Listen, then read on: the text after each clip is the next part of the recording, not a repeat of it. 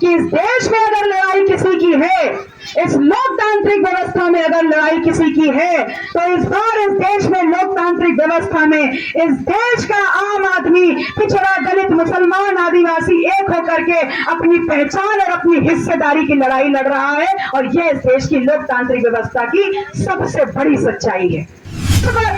हर हर मोदी, घर घर मोदी की सबसे ज्यादा खुजली अगर किसी को थी तो इस देश के पिछड़ा, दलित, आदिवासी, मुसलमान समाज को थी। और उन लोगों ने एक एक, वो आदमी ने 10-10 वोट भारतीय जनता पार्टी को दिलाने का काम किया और प्रचंड बहुमत की सरकार बनाई। 2014 से 19 आ गया और 19 से 2024 आ गया। मिल गई आपको 15-15 लाख की कमाई, मिल गई आपको 2-2 करोड़ रोजगार, और 10 साल में 2 करोड़ के हिसाब से 20 करोड़ नौजवानों को नौकरी मिलनी चाहिए थी। ये पीडीएम मोर्चा की नींव रखी गई और ये पीडीएम मोर्चा आगे आने वाले वक्त में इस देश की राजनीति में तेज धारी तलवार से भी तेज होगा।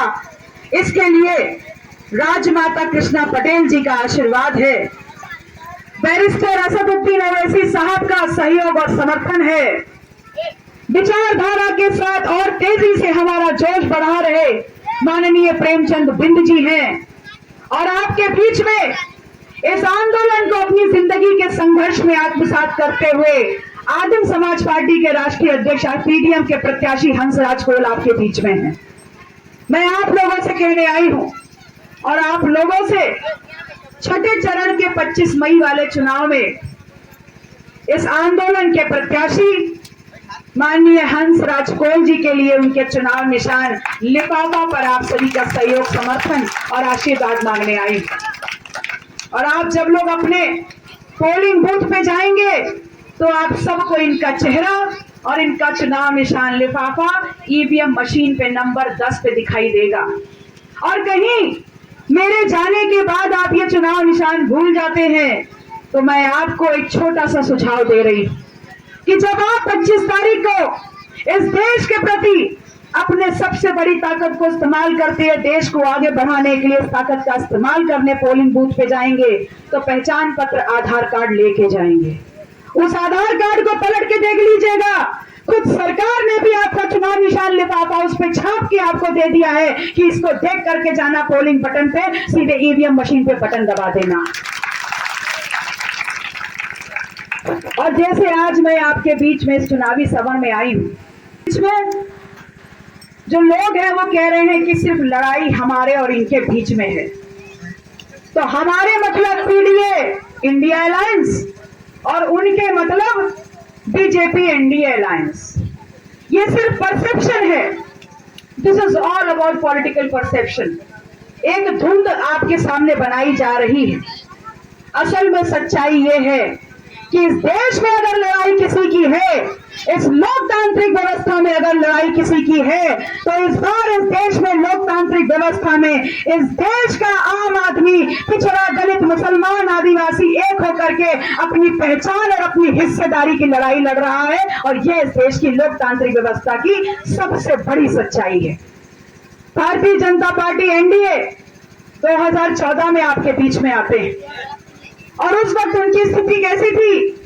बिन पानी के जैसे मछली तड़पती है वैसे वो तड़प रहे थे इस देश में सत्ता और सरकार बनाने के लिए।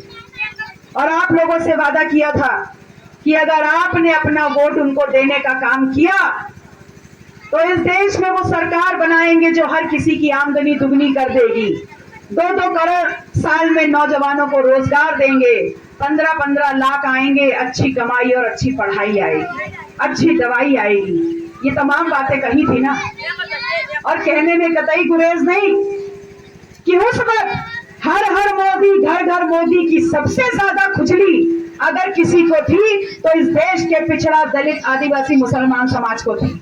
और उन लोगों ने एक एक, वो आदमी ने 10-10 वोट भारतीय जनता पार्टी को दिलाने का काम किया और प्रचंड बहुमत की सरकार बनाई। 2014 से 19 आ गया और 19 से 2024 आ गया। मिल गई आपको 15-15 लाख की कमाई, मिल गई आपको 2-2 करोड़ रोजगार, और 10 साल में 2 करोड़ के हिसाब से 20 करोड़ नौजवानों को नौकरी मिलनी चाहिए थी। और आपकी आमदनी दुगनी करने की बात की थी। बताइए आज 2024 के छठे चरण में, लोकसभा के छठे चरण में हम प्रवेश कर चुके हैं। 5 चरण की पोलिंग हो चुकी है। क्या किसी भी भारतीय जनता पार्टी के मंच पे बड़े से बड़े और छोटे से छोटे पदाधिकारी और नेता के मुंह से आपने सुना है कि कितने लोगों की आमदनी दुगनी हुई? आपने सुना है कि 20 करोड़ में से कितने लोगों को रोजगार मिला?